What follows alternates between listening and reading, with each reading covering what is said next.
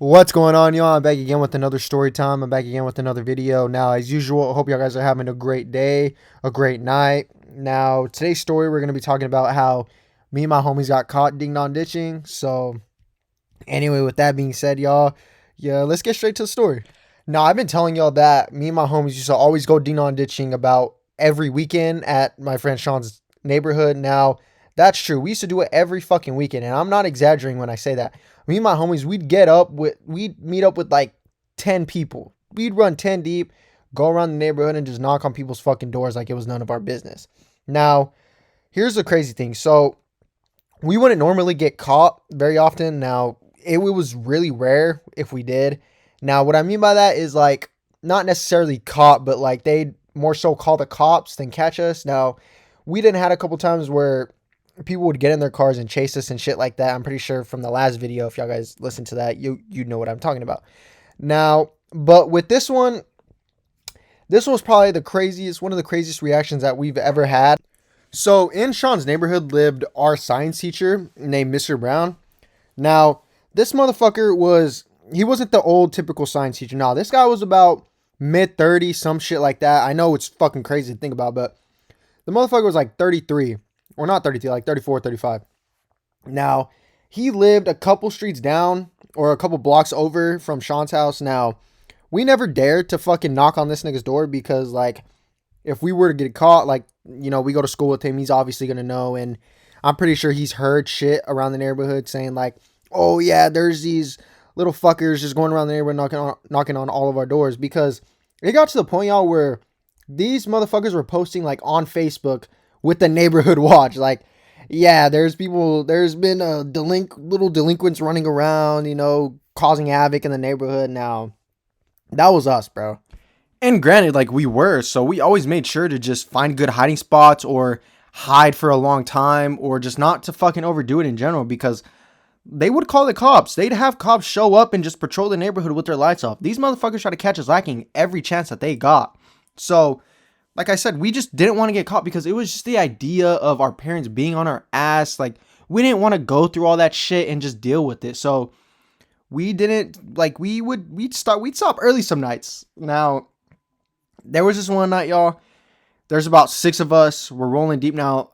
Like I said, we never really wanted to get Mr. Brown's house because that motherfucker, like, we didn't know how he would react. And it was just the fact of going to school with him and just having that, like, tension there. I don't know. It was just kind of weird for us. We were young, so we didn't dare to fuck around with people that we knew because, like, it was just, it would be funnier if we did fuck around with people we knew because, like, just seeing their reactions and shit like that. But anyway, like I said, we never really wanted to get his house, but there was just one night, we just got tired of doing the same houses over and over again. So we decided to go for Mr. Brown's house. Now, with this, we kind of took a long time to plan this shit out because we didn't want to get caught. We didn't want to just deal with that, with the school, everything. So we have this bit plan, 3 people go up to the door, ring it. Now, we already have people. We usually used to always have people hiding where we were going to hide, but the plan didn't necessarily go as planned.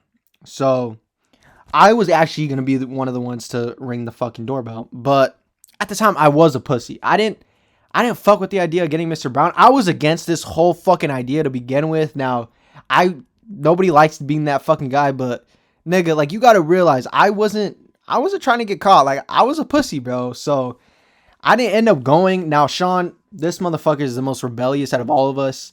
That nigga goes up there to the door by himself, knocks on that shit. He runs, he hides, whatever. So we're hiding behind this big ass bush. Those big ass fucking bushes that, like in those nice ass neighborhoods. Now we're hiding behind those bushes for a good 5 minutes. And it's been some time, like, cause we would usually wait till the people like go out, see what they were going to do. Because sometimes we'd get some funny reactions. We'd always catch niggas getting in the car, driving off fast as fuck. So we thought we were going to get one of those reactions. Now, 10 minutes passes and this nigga just, like, doesn't check the door. He's not even looking out the windows because where we were hiding, we could see, like, the whole front of his house. So, and he has 2 big-ass windows. So, if he was looking out, we'd be able to see. Now, this thing is not looking out at all. We're thinking, like, oh, he's probably asleep or something. He's a teacher. But, my nigga, it's a Saturday night and it's probably, like, 9 o'clock. So like this shit didn't really, unless this motherfucker just doesn't hang out or he doesn't go out a lot. Like what the fuck's going on? So Sean goes, rings it again, comes back. And motherfucker still doesn't answer the door. Now at this point we're like, okay, we didn't get a fucking reaction. Let's just dip. So like I said, he lived a couple blocks over. Now I don't know why this happened or what the fuck we were thinking, but there were 6 of us. We split up into 2 groups of 3. Now, this was probably the worst decision, or not, like, I don't know. This was probably the worst decision, like, ever. So 3 of us are walking down in the middle of the fucking road. This is where we fuck up too. Now, it's me, Sean, and my friend Anthony. Now, we're walking down in the middle of the road, right? And far away, we see, like, this nigga walking. We see just one person walking. And we thought, like, okay, it's one of our homies. So Anthony screams out, like, hey, Scott. And, like, that guy, like, the person just fucking looks at us. And we're like, what the fuck? Like, what? So Anthony calls Scott. This nigga Scott answers, and he's with, like, 2 other friends. And he's like, hey, like, what's going on? And he's like, yo, is that you, like, over there? And then he's like, no, like, I'm with the 2 other homies. Like, we're just chilling. We're almost to Sean's house. So at that point, we're like, what the fuck? Like, we kind of get scared. I'm not gonna lie. I was kind of scared at that point. When I found out that wasn't him, I low-key shit my pants, bro. Big ass fucking brick in my pants, nigga. So we continue walking, and we're scared out of our fucking mind in the middle of the road. I don't know what we were thinking, like what walking in the middle of the road was gonna do for us, but we're walking in the middle of the fucking road, and that person's gone. He dips. Like, we're just like, what the fuck?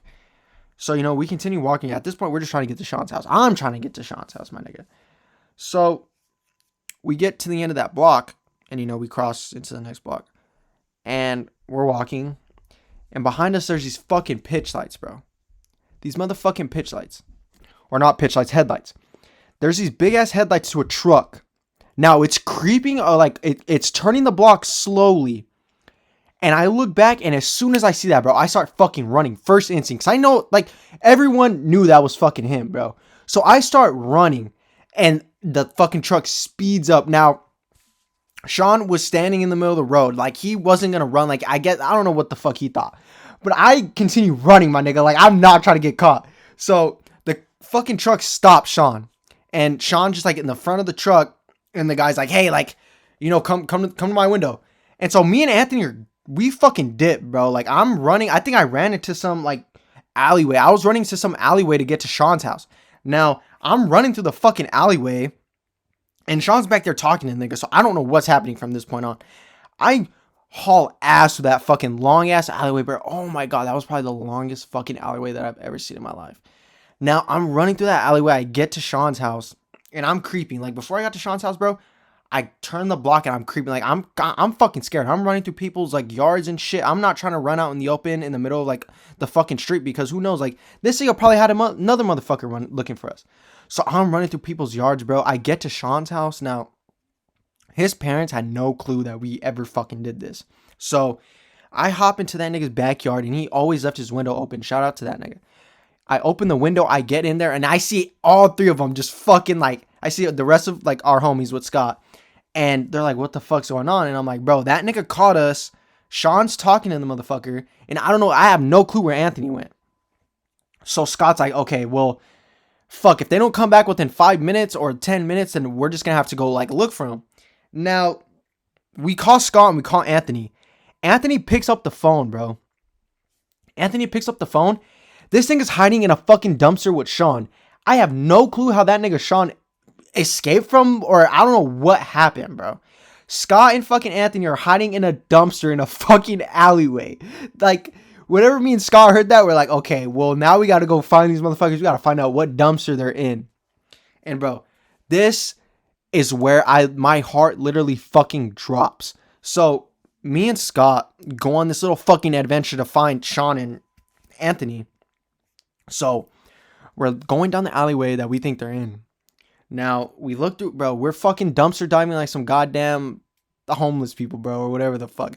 We're opening up every single dumpster that we can see, that we can, like, and we don't find these motherfuckers. We go down to the next block, don't find them again. We go on to the next one. Now, I don't know if Mr. Brown was just fucking, like, I I don't know if this nigga knew that they were hiding in that dumpster and he was just hiding at the end of the street trying to see if we were going to go get him. But whenever we pull up to this dumpster, bro, we see, I don't know if y'all guys have ever seen, well, it's not, okay, it was a flashlight. We see this flashlight like just turn on and it's like going up and down as if someone was running with the flashlight. And it's like, I fucking turn around and I dip, bro. I fucking try to run and I slip and fall. I slipped and fucking fell. Now, shout out Scott, bro. W fucking mans, bro. This thing literally picks me up. And he's like, let's go, bro. We gotta fucking haul ass. So this nigga's running with me in his arms. Like, imagine that. I don't know how the fuck he got away from Mr. Brown or that slow ass nigga. I don't know, bro. So he's running with me in his arms, whatever. And I'm able to get back on my 2 feet. Now, we haul ass back to Sean's house. Jump his fence. We get into the fucking window. And we're like, our homies are like, where the fuck? Like, where's Sean and, like, and Anthony at? And we're like, bro, like, that nigga caught us. He was scoping us out, whatever. Now, at that point on, y'all, we had no fucking clue how we were gonna get a hold of these two, because it's not like we can call them or fucking go back and get them, because that nigga Brown knows that we're gonna be just looking for him. So we get a call and it's Anthony, and he's whispering, he's hiding in a fucking dumpster, and he's like, bro, like, I don't know what the fuck to do, like, I don't know what's the plan. So this nigga like peeks over, like, from what he was telling us, he like peeked over. Him and Sean get out, haul ass back to Sean's house. Now, when they get here, bro, they're smelling like hot fucking ass, bro. Which like I expect, because they were hiding in a fucking dumpster for about 30 damn minutes. I feel so bad for them, bro, but at least we didn't get caught at the end of the day. Like, Mr. Brown never fucking knew it was us. But a funny little story. So the following week after that, on Monday, we go to his class. Now, me and Anthony had him for class for science. Now, we walk in and, he's teaching the class, whatever, and he, like, has a little reference. He's like, oh, yeah, this weekend, some little fucking assholes were just knocking on my door and shit, and, I went out and chased them, but I guess they got away from me, whatever, and, me and fucking Anthony are just chilling there, like, damn. Like, yeah, nigga, that was us, but I guess he didn't know Sean lived in his neighborhood till, like, later on, so I don't know. That was kind of good. We didn't get caught, but that was probably one of the craziest fucking ding-dong ditching stories that I've ever been a part of, or that I've ever witnessed, because it was just crazy. Like, I don't know. It was a really good, that was, like, looking back at it, that was probably one of the best memories ever for me. So yeah, y'all, I hope y'all guys enjoyed this shit. Make sure y'all like and subscribe, and yeah, I'll see y'all next story time. Peace.